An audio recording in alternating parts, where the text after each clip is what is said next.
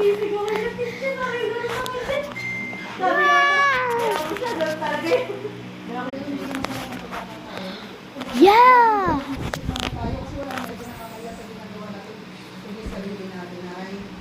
Tapos isa pa, iniisip ko, nasa kulisip, nasa buwan. Ibig sabihin, nasa yung ngiti. Ano sasabihin mo mga kasi? Sabi ko namin. Yes! Ganun lang ako sa kanya. Yoo-hoo! Bye-bye!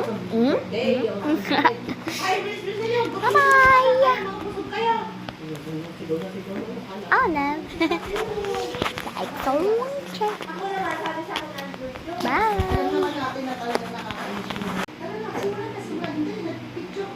At pagpando pa siya dun toros kandilang baca pagdidas to talalate nanigun ka dito pa ya. Bye bye!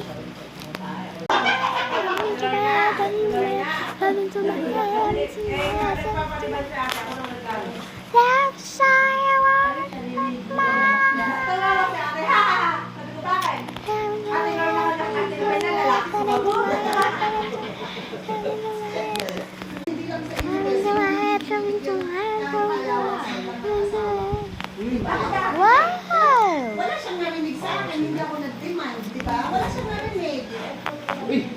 Oh, ayun na nga eh. Goodbye! Hindi naman, nandiyan lang sa kanto. Hindi. Hindi na na-appreciate yung ginagawa ko.